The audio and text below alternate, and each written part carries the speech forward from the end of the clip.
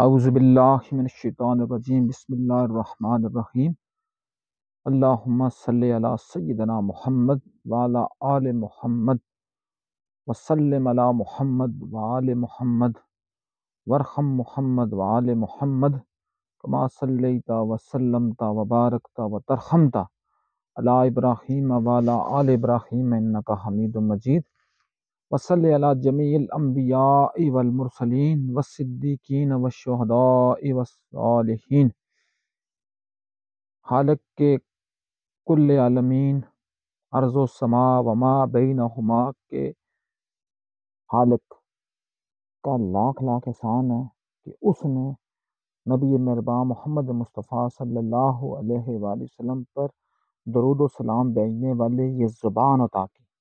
کیونکہ میں نے ابھی اس سے پہلے ایک ویڈیو میں ایک بات کی تھی کہ ہر چیز کا صدقہ ہے، جس طرح مال کا صدقہ ہے، ہر چیز کی زکوٰۃ ہے، جس طرح مال کی زکوٰۃ ہے، ہر چیز کا صدقہ ہے، جس طرح جسم کا صدقہ ہے، جس طرح جسم کی زکوٰۃ ہے، جسم کی زکوٰۃ روزہ آ گیا، جس طرح جسم کا صدقہ روزہ آ گیا، جس طرح ہم کہیں جی عقل کا صدقہ ہے، عقل کا صدقہ کیا ہے؟ جہل کی بات کو برداشت کرنا۔ اس طرح اس زبان کا بھی صدقہ ہے، اس زبان کی بھی زکوٰۃ ہے۔ اس زبان کا صدقہ کیا ہے کہ اس سے محمد اور آل محمد کا ذکر ہو۔ اگر محمد اور آل محمد کا ذکر اس زبان سے نہیں ہوتا، خدا کی قسم اس زبان کی کوئی بھی حیثیت نہیں ہے۔ پھر اس سے زیادہ بہتر وہ لوگ ہوتے ہیں جو لوگ بول نہیں سکتے، کیونکہ اگر اللہ نے آپ کو زبان دی ہے اور اس زبان سے اگر آپ محمد مصطفیٰ صلی اللہ علیہ وآلہ وسلم اور ان کی مبارک طیب اور طاہر اولاد کا اگر آپ ذکر نہیں کرتے، ان کے اوپر درود نہیں بھیجتے، سب سے بڑا ذکر ایک ہی ہے، کوئی بڑا ذکر نہیں ہے۔ لوگ کہتے ہیں مجالس منعقد کریں، کوئی لوگ کہتے ہیں محفل نعت منعقد کریں، کوئی لوگ کہتے ہیں محفل منعقد کریں، کوئی لوگ ذکر و اذکار کی محفل منعقد کرواتے ہیں۔ خدا کی قسم صرف ایک سب سے بڑا ذکر ہے، وہ ذکر ہے محمد کا، وہ ذکر ہے محمد کی اولاد کا۔ اور اس ذکر کا سب سے بڑا جو اس کا مروجہ اصول ہے، یا اس کا جو رائج العمل، جو قاعدہ اور قانون جو مالک کے کل عالمین نے بذریعہ جبرائیل امین بتایا ہے، وہ صرف اور صرف درود شریف ہے۔ بس میں اس لیے ایک دفعہ پہلے بھی ایک بات کر چکا ہوں، اگر کسی نے سننی ہو تو اس سے پہلے میری اس ویڈیو کو بھی آپ سن سکتے ہیں، کہ اگر آپ کے اوپر دنیا کشادہ کر دی گئی ہو تو آپ کا سب سے بڑا جو وظیفہ ہے وہ کیا ہے؟ درود شریف۔ اور اگر آپ پر دنیا تنگ ہو تو سب سے بڑا وظیفہ کیا ہے؟ استغفار۔ میں اپنی والدہ مکرمہ کی بارگاہ میں بیٹھا ہوا تھا آج، تو میں ان سے بھی یہی بات کر رہا تھا۔ کوئی بات چلی تو امی نے کہا جی کہ اپنا استغفار کی، انہوں نے کوئی بات کی تو میں نے امی کو بھی یہی بات کی، میں نے کہا امی آپ بالکل ٹھیک کہہ رہے ہیں، کیونکہ سب سے جو بہترین بات ہے، سب سے جو بہترین جو وظیفہ ہے، سب سے بہترین جو مالک الملک نے بذریعہ محمد مصطفیٰ صلی اللہ علیہ وسلم نے سکھایا ہے، کہ جب آپ پر دنیا تنگ ہو، جب آپ نے کوئی گناہ آپ سے سرزد ہو چکا ہو، جب آپ کا دل پھٹ رہا ہو، جب زمانہ آپ کو کیا کہتے ہیں کہ اتنا تھکا دے کہ آپ تھک ہار جائیں، اس وقت سب سے بہترین جو بات ہے وہ کیا؟ استغفار کرنا۔ استغفر اللہ ربی من کل ذنب واتوب الیہ، اتنا کر سکتے ہیں، استغفر اللہ ربی من کل ذنب واتوب الیہ، استغفر اللہ ربی۔ تمام جو ہیں یہ استغفار کی شکلیں، صرف استغفار کہتے رہیں، یہ بھی مالک الملک کو قبول ہے۔ اور مالک الملک کو اپنا وہی بندہ قبول ہے جو استغفار کرتا ہے اور جو ذکر الہی سے اپنی زبان کو تر رکھتا ہے۔ اچھا، یہ ٹوپی میں نے ابھی پہنی، تو ٹوپی پہننے سے بھی ایک بات شاید کیا پتہ کوئی کسی کے ذہن میں یہ آئے کہ میں ابھی چونکہ اس رات کی پہلو میں بیٹھا ہوا تھا، تو میں دن کو بھی میرے ذہن میں یہ خیال آیا کہ میں سندھ دھرتی کا آج چونکہ ثقافتی ڈے ہے، چونکہ اصل میں ان ڈیز وغیرہ کو میں ایکسیپٹ نہیں کرتا۔ بات یہ سندھ ڈے ہو، پنجاب ڈے ہو، کشمیر ڈے ہو، پختون ڈے ہو، بلوچ ڈے ہو، ہزارہ ڈے ہو، کوئی بھی ڈے ہو، کیونکہ ڈے نہیں، یہ ہماری تہذیب ہے، یہ ہر دن ہمارے لیے ڈے ہونا چاہیے۔ اس لیے میں نہ ٹیچر ڈے کو مانتا ہوں، نہ ماں ڈے، نہ باپ ڈے، چونکہ ماں اور باپ تو وہ ہستی ہیں ان کے قدموں کے نیچے جنت ہے، تو ان کے لیے ڈے اگر ہو جائے تو پھر فائدہ کیا ہے؟ استاد جس کے بارے میں ارسطو جیسی اعلیٰ ترین ہستی ہے، وہ کیا کہتی ہے؟ جب دنیا فتح کر کے وہ آیا تو اس کے جو استاد تھا جناب اسکندر اعظم، میں دنیا فتح کر کے آیا تو اس کا استاد ارسطو تھا۔ تو جب وہ دونوں شاگرد اور استاد جا رہے تھے، آگے راستے میں ندی آ گئی، تو کیا ہوا جی، ارسطو گو اہیڈ، ارسطو آگے آیا، اس نے اپنا پاؤں دریا میں ڈالنا چاہ کہ میں دریا کی گہرائی معلوم کروں، دریا کی گہرائی کتنی ہے، تاکہ سکندر کو کوئی نقصان نہ ہو. لیکن سکندر نے اپنے استاد سے پہلے چھلانگ لگائی، جسٹ لگائی، اور پہلے اپنے آپ کو ندی میں یا دریا کے سپرد کیا، یا دریا میں وہ کودا. تو جب دیکھا تو دریا کا پانی اس طرح گہرا نہیں تھا، تو وہ دونوں استاد اور شاگرد دریا پار کر گئے. دریا پار جانے کے بعد جب ارسطو نے پوچھا کہ سکندر تم نے یہ حرکت کیوں کی، اس نے وہ نایاب جملہ ادا کیا. میرا خیال ہے جو اگر تاریخ اپنے آپ کو دوبارہ رپیٹ بھی کرے تو اس جملے کا وزن شاید میں بھی وہ اس پوری جو ہے نا ہسٹوریکل ایک ریولوشن سے زیادہ قابل قدر ہو.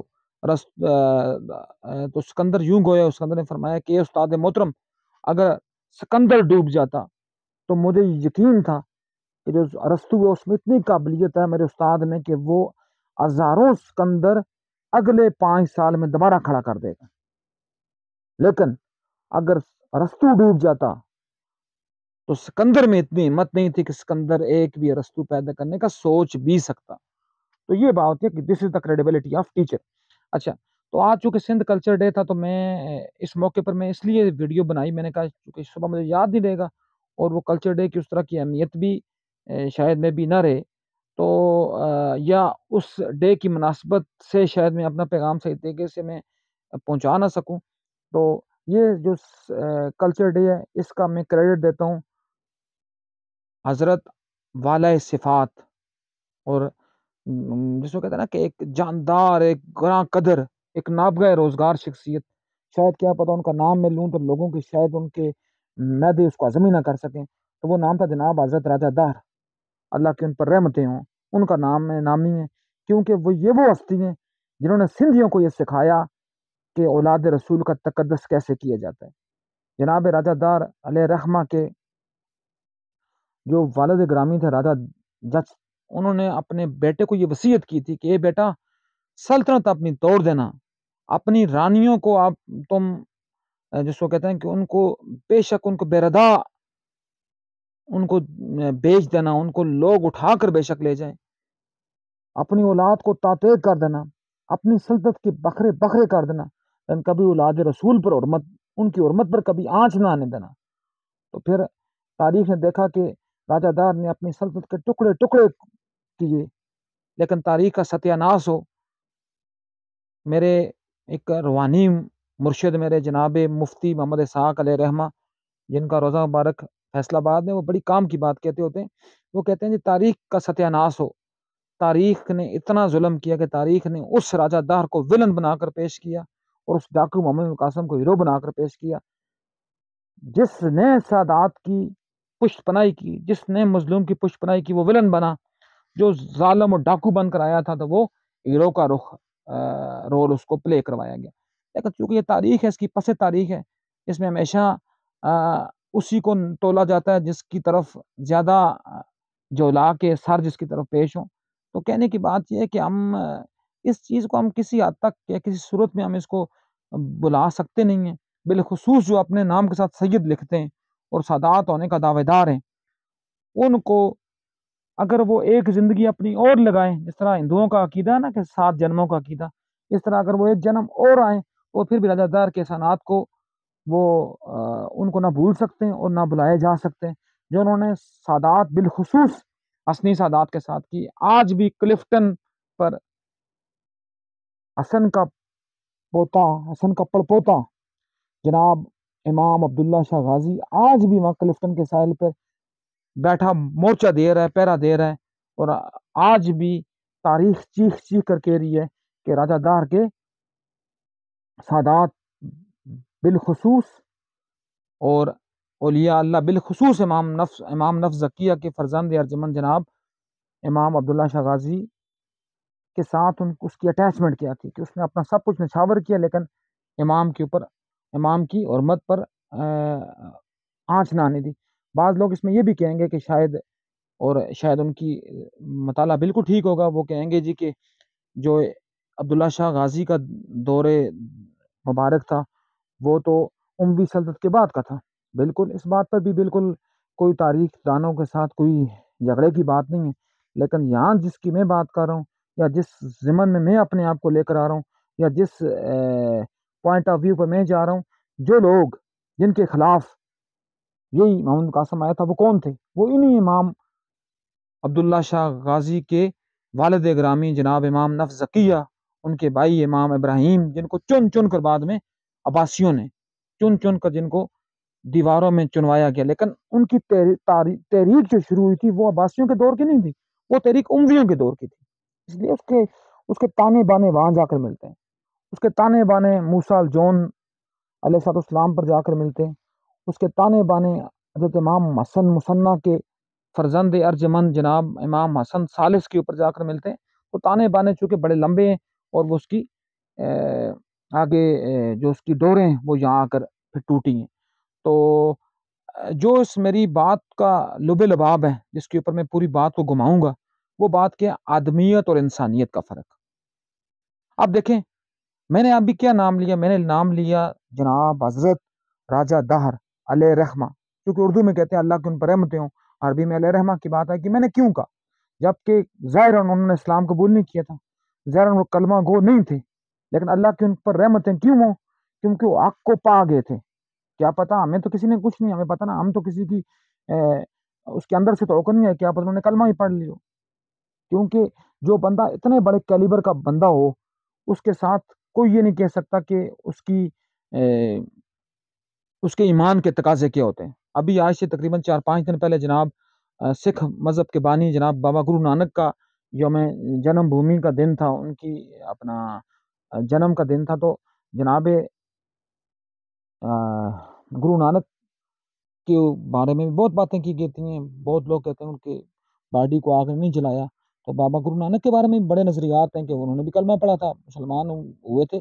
اب مسلمان نے کا یہ تقاضا نہیں ہے کہ وہ تمہیں بھی بتائیں، مجھے بھی بتائیں، سب کو بتائیں. اللہ نے ہر ایک کے ساتھ اس کا جو کنیکشن ہے، یا اس سے جو کام مالک نے لینا ہے، وہ اس سے اس حال میں لینا ہے.